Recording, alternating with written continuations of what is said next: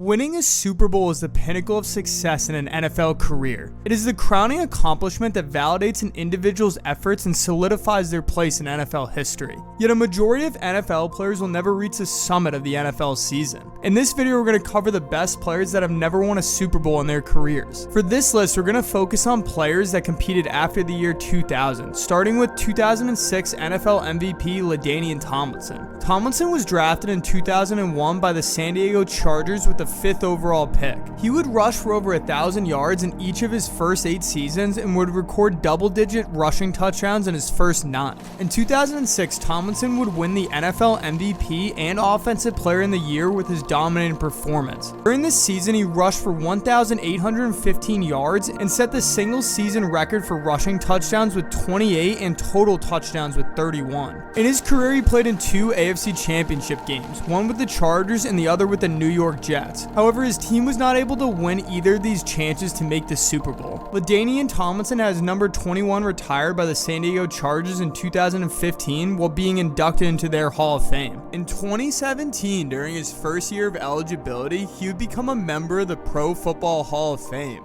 Cam Newton is another former MVP to make this list. Newton was drafted in 2011 by the Carolina Panthers with the 1st overall pick. In his rookie year, he would pass for over 4,000 yards and won the NFL Offensive Rookie of the Year. In 2015, he would win the NFL MVP after turning around a Panthers team from 5-8-1 to 15-1 en route to a Super Bowl. The Panthers, however, would be defeated by the Denver Broncos in Super Bowl 50. Cam Newton holds the record for most rushing touchdowns by a quarterback with 75 and held the single-season record with 14 until both Josh Allen and Jalen Hurts rushed for 15 touchdowns in 2023.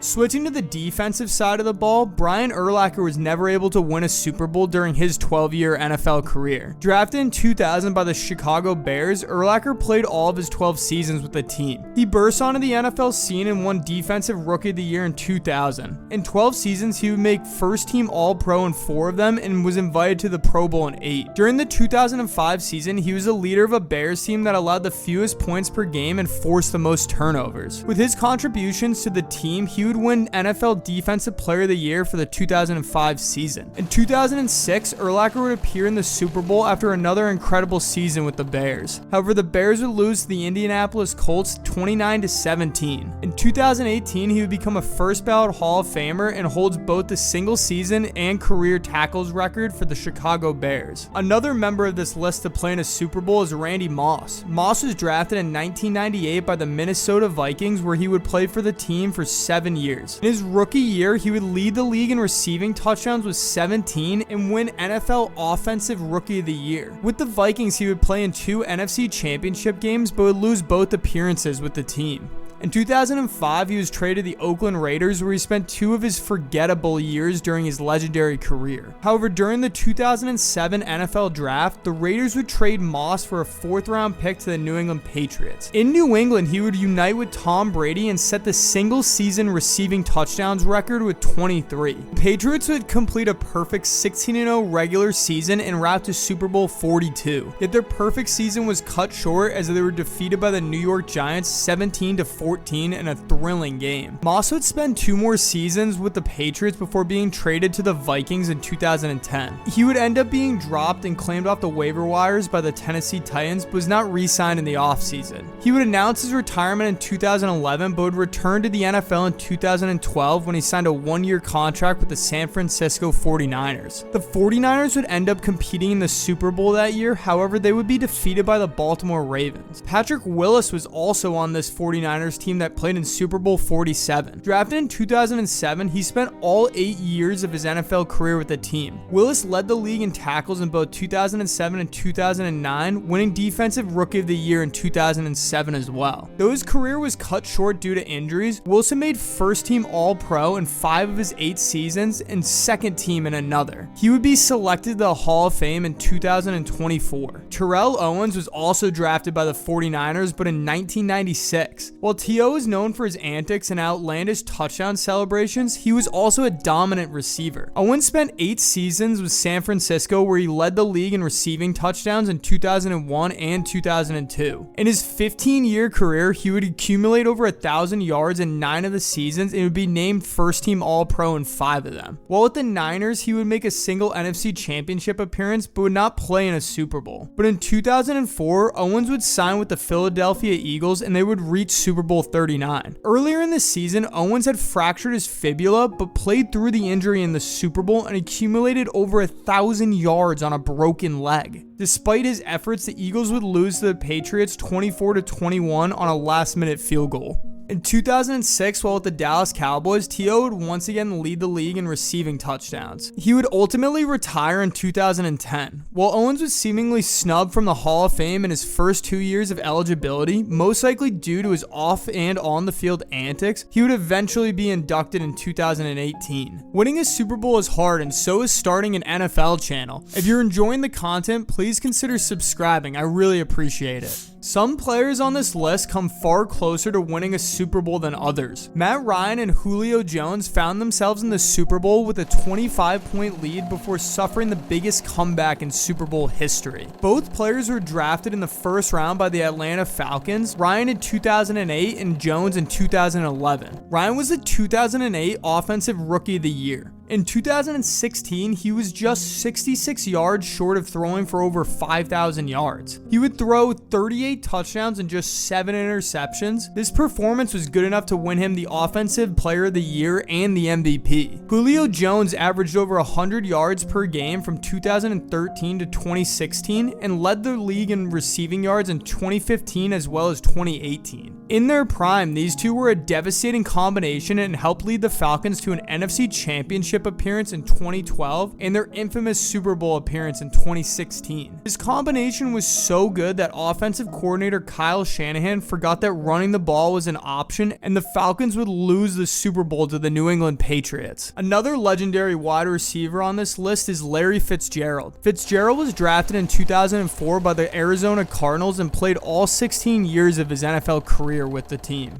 Fitzgerald led the league twice in receptions and yards, as well as finishing his career second in both all time. The only receiver with more receptions and yards in his career is Hall of Famer Jerry Rice. Larry Fitzgerald's hands were so good that he only had 29 drops on his 2,100 targets in his entire career. This would be impressive enough, however, he actually recorded more tackles with 37 than drops. Fitzgerald would appear in the NFC Championship with the Cardinals in 2015, however, they would be defeated by the Panthers. In 2008, he appeared in Super Bowl 43 and faced the Pittsburgh Steelers. As the theme continues, the Cardinals would be defeated 27-23. Although he's not eligible to join the Hall of Fame until 2026, it's hard to imagine he's not a first ballot Hall of Famer. Luke Kuechly is another player who would be eligible for the Hall of Fame starting in 2025, and it seems like a no-brainer. Kuechly was drafted in 2012 by the Carolina Panthers and won the Defensive Rookie of the Year. He followed that season up by winning the Defensive Player of the Year and making his first All-Pro team. Though his career was short, just 8 seasons, he was a first-team All-Pro in 5 of those seasons and second-team in 2. Kuechly would appear in Super Bowl 50, but they were defeated by Peyton Manning and the Broncos 24-10. Calvin Johnson also had a short career in the NFL, playing only 9 seasons, all with the Detroit Lions from 2007 to 2015. Megatron, as he was nicknamed, is considered one of, if not the greatest receiver of all time. Standing at 6 foot 5 inches and possessing the ability to run a 4.35 40-yard dash, he was a problem for everyone playing defense. Though the teams Johnson played on were usually lackluster, he was quite the opposite individually. In 2012, Johnson set an NFL record with 1,964 receiving yards. In 2021, Cooper Kupp became the only other receiver to cross the 1,900 yards mark. However, Johnson did this in just a 16-game season. Johnson would appear in only 2 playoff games during his career, and despite a 211-yard performance in one, Detroit would lose both games. In 2021, he was selected to the Pro Football Hall of Fame during his first year of eligibility. Another elite pass catcher to make this list is Tony Gonzalez. Yes, the guy who covers Thursday Night Football. Before his media career, Tony was selected 13th overall in the 1997 draft by the Kansas City Chiefs. Gonzalez played 17 seasons in the NFL, 12 of them with the Kansas City Chiefs and 5 with the Atlanta Falcons. He would make 6 first-team and 4 second-team All-Pros while being selected to 14 Pro Bowls. When he retired in 2013, he was first in both receptions and yards,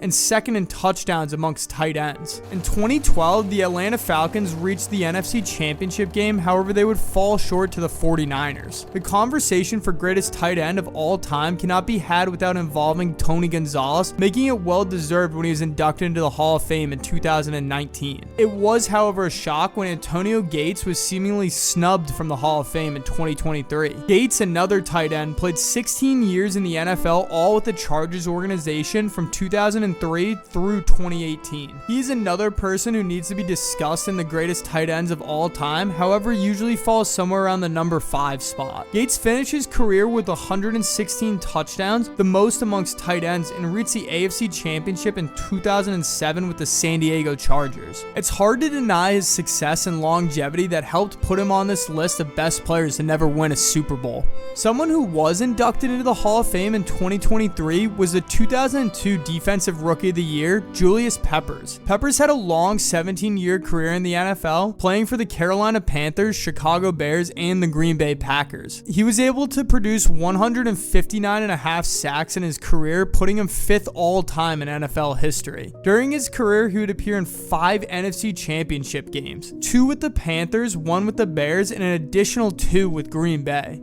In 2003, he made his only Super Bowl appearance with the Panthers. However, they would fall short to the New England Patriots. Adrian Peterson also had a 17-year career where he played for several teams. Initially drafted in 2007 by the Minnesota Vikings, Peterson played his first 10 seasons with the team. He would win the 2007 Offensive Rookie of the Year with an over 1,000 yards rushing season and was able to produce 1,000 yards in all but 3 of his seasons with the Vikings. All 3 of those seasons, he also dealt with various injuries. His career peaked in 2012 when he became just the 7th player at the time to rush for over 2,000 yards in a single season. This would be capped off by him winning both the NFL Offensive Player of the Year and NFL MVP. In 2009, Peterson made his deepest playoff run, losing in the NFC Championship to the future Super Bowl winners, the New Orleans Saints. Peterson isn't eligible for the Hall of Fame until 2026, but it's hard to imagine he isn't a first ballot inductee. One of the greatest defensive backs of all time, Champ Bailey, also never won a Super Bowl. Bailey was drafted in 1999 by the Washington Redskins and played 5 seasons with the team. He would then play the remaining 10 years of his NFL career with the Denver Broncos. During this time, Bailey was able to deflect an NFL record 203 passes and intercept 52, tying him for 26 all-time. Bailey made 1 Super Bowl appearance in his final season in the NFL. However, the Broncos were defeated by the Legion of Boom 43-8. In 2019, Bailey was inducted into the Hall of Fame. J.J. Watt is another defensive legend who was never able to win a Super Bowl. Watt was initially drafted in 2011 by the Houston Texans, where he played 10 seasons with the team. Over those 10 seasons, he would lead the league in tackles for loss on 3 occasions, setting the single-season record with 39 in 2012, and he would lead the league in sacks in 2012 and 2015. J.J. Watt is a 3-time Defensive Player of the Year, receiving the award in 2012, 2014, and 2015. He is just one of 3 players to ever win the award 3 times. During his time in the NFL, Watt made 5 first-team All-Pros, but was never able to make it past the divisional round of the playoffs. He will become eligible for the Pro Football Hall of Fame in 2028. This is my list of the best players to never win a Super Bowl. Who do you think is missing from the list? Let me know in the comments below. I'm sure I left some obvious ones off.